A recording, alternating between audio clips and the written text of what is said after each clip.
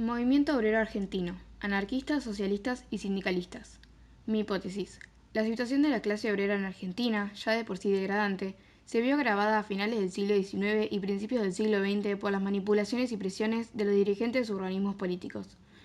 Esto se dio a través de diversos mecanismos y con el propósito de contener o erradicar las protestas de dichos grupos. A pesar de que en sus inicios los movimientos obreros tenían la característica de ser esporádicos y desorganizados, siempre se orientaron por el fin de obtener sus derechos. Fue después de la Revolución Industrial del siglo XVIII que muchos grupos de personas perdieron su puesto de trabajo y cualquier posibilidad de acceso a la economía. Debido al modelo capitalista, liderado por los burgueses, se generó el cambio de la producción artesanal a la producción industrial.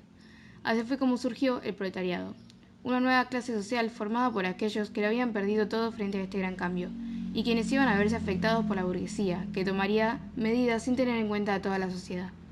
Se inició en Inglaterra. Durante la primera etapa de industrialización, los empresarios tenían plena libertad para fijar las condiciones laborales de sus trabajadores.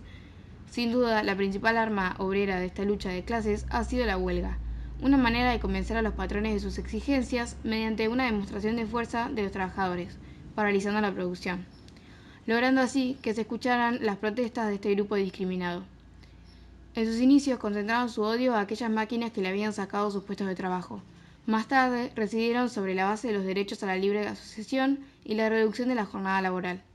El progreso de la sociedad podía tener lugar únicamente a través del socialismo. Los precursores de estas ideas fueron Karl Marx, Friedrich Engels y Mikhail Bakunin, entre otros, estableciendo teorías mucho más elaboradas. Estos grupos de ideas se conformaron de forma más concreta bajo la fundación de la Asociación Internacional de Trabajadores.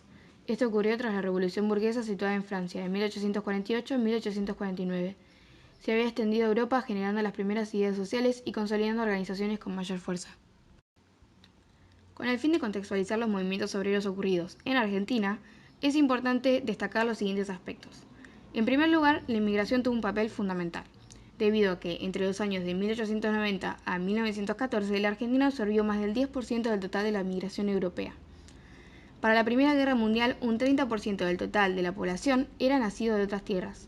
En Capital Federal se encontraba el foco de las inmigraciones y es este motivo lo que lo hace un gran ejemplo, debido a que estadísticas demuestran que para ese momento, de cada 4 adultos mayores, 3 eran extranjeros.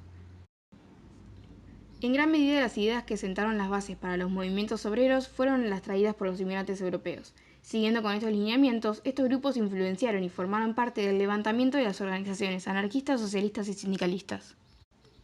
Otro aspecto importante es la poca participación política que había en la Argentina. Si bien formalmente era un sistema republicano según la Constitución de 1853, el poder estaba concentrado en una élite, es decir, por una minoría, que había ascendido y se mantenía en el poder mediante el fraude electoral y otras manipulaciones que hacían a la nula representación política de la población. Un ejemplo es el de Capital Federal, que para el año de 1890 contaba con una población de más de medio millón de personas, de las cuales había unos 6.754 electores inscriptos y solo votaban 4.034 personas. Y en tercer lugar, es de suma importancia destacar la falta total de derechos laborales.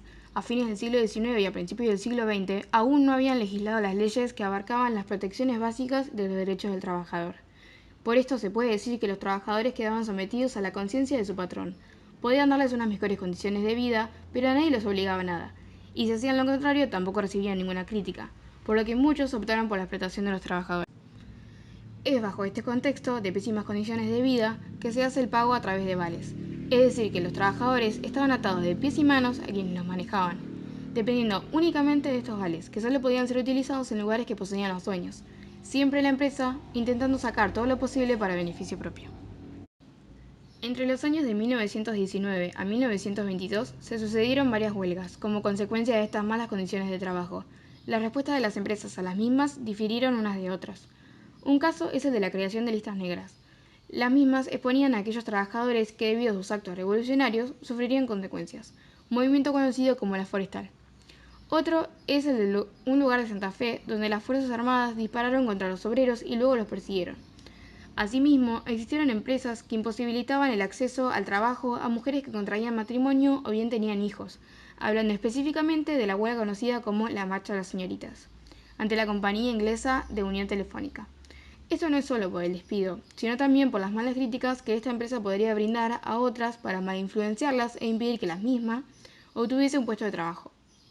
Fue después de 10 años de este hecho que se removieron aquellas obligatoriedades para la obtención o permanencia en un trabajo.